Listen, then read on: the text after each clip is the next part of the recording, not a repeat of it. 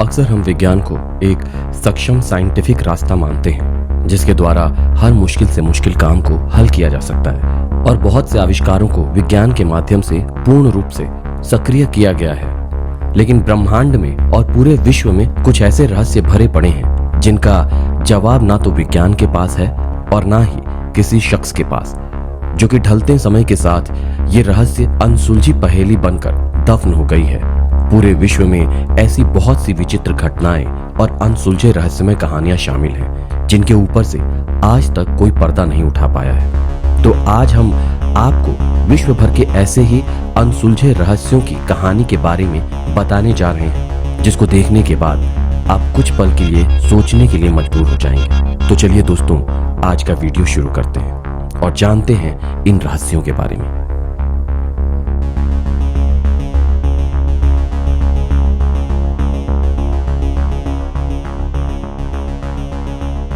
सन 1888 में अगस्त से लेकर नवंबर तक लंदन के एक डिस्ट्रिक्ट में एक के बाद एक 5 महिलाओं का कत्ल होता है। कातिल ने 5 महिलाओं की हत्या एक ही तरह से की थी। पुलिस द्वारा इन 5 महिलाओं के कातिल का पता लगाने के बहुत से प्रयास किए जाते हैं, लेकिन सभी नाकाम रहे। फिर अचानक अनजान लेटर सामने आता है जिसमें लिखा था, मैं ही असली कातिल हूँ। लेटर्स में उस व्यक्ति ने अपना नाम जैक द रिपर लिखा था। पुलिस की छानबीन के बाद ये सामने आता है कि ये लेटर्स एक झूठ था, लेकिन तब तक जानकारी पर ये नाम लंदन में पूरी तरह फैल चुका था। तमाम कोशिशों के बावजूद ये पता नहीं चल पाता कि वे 5 मर्डर करने वाला व्यक्ति आखिर कौन था। इस घटना को 130 साल बीत जाने के बाद आज भी लोग इस मिस्ट्री में काफी इंटरेस्ट लेते हैं। ये एक ऐसा कपड़ा है जो कि इटली के ट्यूरिन शहर में सेंट जॉन बैप्टिस्ट चर्च में रखा हुआ है। इस कपड़े पर एक आदमी की छवि बनी हुई है। कहा जाता है कि ये तस्वीर ईसा मसीह की है। माना जाता है कि ईसा मसीह को सूली पर चढ़ाए जाने के बाद उन्हें दफनाने के लिए इसी कपड़े में लपेट कर रखा गया था, और इस कपड़े पर जो ये एक आदमी की छवि बनी हुई है, ये ईसा मसीह के शरीर के निशान है।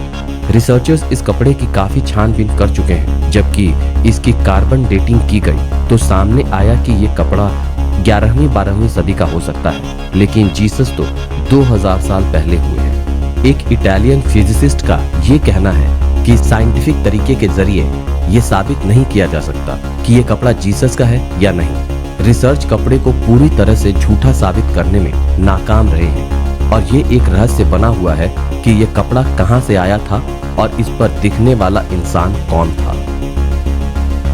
जॉन एफ कैनेडी अमेरिका के सबसे चहेते प्रेसिडेंट में से एक थे। 22 नवंबर 1963 को उन्हें पब्लिकली असैसिनेट कर दिया गया था।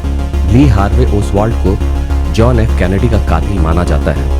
उनकी हत्या को 57 साल बीत जाने के बाद आज भी बहुत लोग ये कहते हैं कि शायद Lee Harvey Oswald real killer नहीं थे, क्योंकि जिस वक्त प्रेसिडेंट कैनेडी को गोली मारी गई उस वक्त वो उनकी कार से बहुत दूर थे।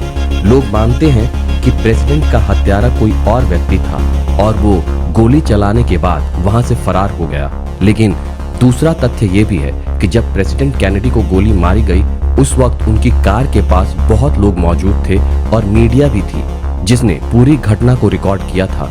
जब FBI प्रेसिडेंट की हत्या से जुड़े फोटोग्राफ को देख रही थी तब उन्हें एक महिला नजर आती है जिसने हेडस्कार्फ पहना हुआ है, इसीलिए फोटोज में उसका चेहरा अच्छे से दिखाई नहीं देता।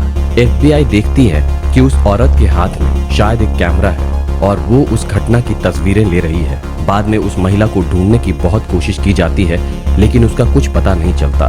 फिर FBI उस औरत से अपील करती है कि वो जो कोई भी है सामने आए और जो भी तस्वीरें उसने अपने कैमरे से ली थी वो उन्हें दे दे, ताकि केस में कुछ मदद मिल सके। लेकिन वो महिला सामने नहीं आती। वो कौन थी कोई नहीं जानता। FBI को जिस बात ने हैरान कर दिया कि घटना के दौरान उस महिला का बिहेवियर काफी स्ट्रेंज था।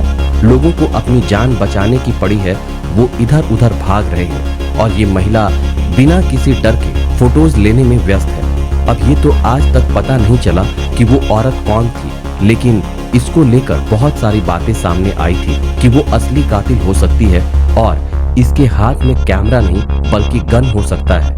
इस महिला का बाद में नाम बबूश्का लेडी पड़ा, क्योंकि इसने अपने सिर पर जो हेडस्कार्फ पहना था उसे आमतौर पर रशियन ग्रैंड मदर्स पहनती हैं और रशियन लैंग्वेज में ग्रैंड मदर को बबूश्का कहा जाता है। एमिली इरहार्ट एक अमेरिकन पायलट थी। अमेरिका की पहली ऐसी महिला थी जिन्होंने अकेले हवाई जहाज में बैठकर अटलांटिक ओशन के ऊपर से उड़ान भरी थी। उन्होंने और भी बहुत से रिकॉर्ड बनाए थे और अपनी हवाई यात्रा के बारे में बेस्ट सेलिंग किताब भी लिखी थी। 1936 में एमिली पूरी दुनिया की हवाई यात्रा करने का प्लान बनाया था। जून 1937 में वो अपनी हवाई यात्रा शुरू करती हैं। 2 जुलाई 1937 को पैसिफिक ओशन के ऊपर से उड़ान भरते हुए अमेरिका का हवाई जहाज रहस्यमय तरीके से गायब हो जाता है। जहाज गायब होने के कुछ घंटे बाद ही एमिली और उसके हवाई जहाज को ढूंढने की कोशिश शुरू हो जाती है, लेकिन एमिली और उनके हवाई जहाज का कुछ पता नहीं चल पाता। ढूंढने की हजारों कोशिशों के बाद 5 जनवरी 1939 को उन्हें मरा हुआ घोषित कर दिया जाता है।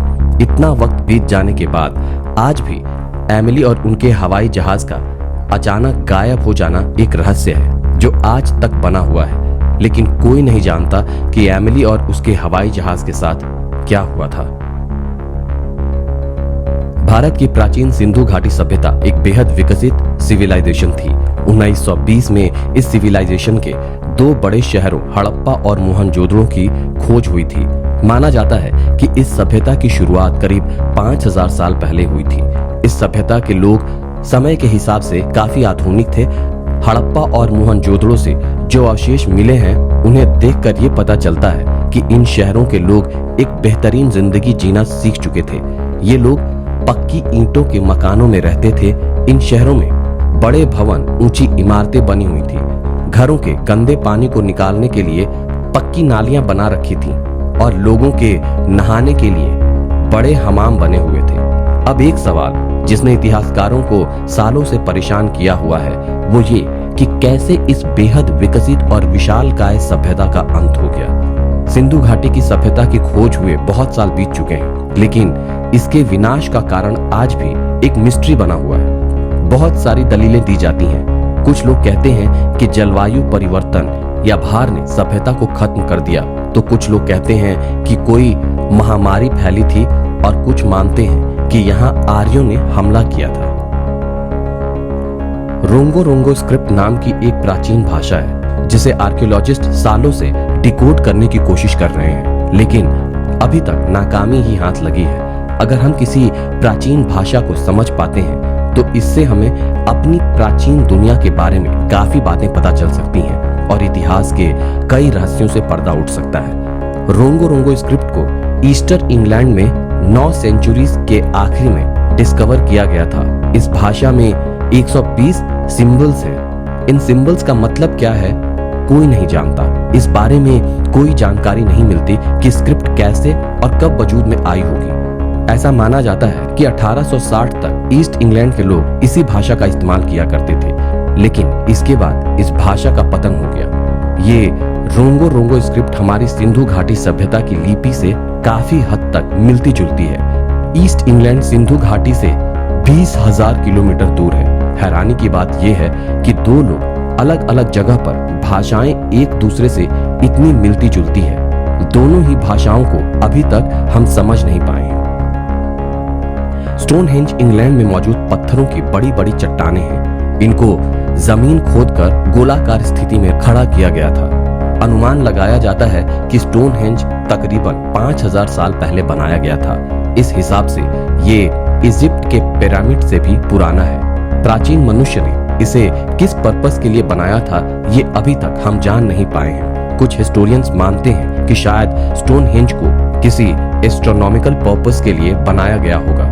रिसर्चर्स मानते हैं कि उस जमाने के लोग के पास जिस तरह के औजार मौजूद थे उसे देखकर ये लगता है कि इसके निर्माण में सैकड़ों साल लगे होंगे।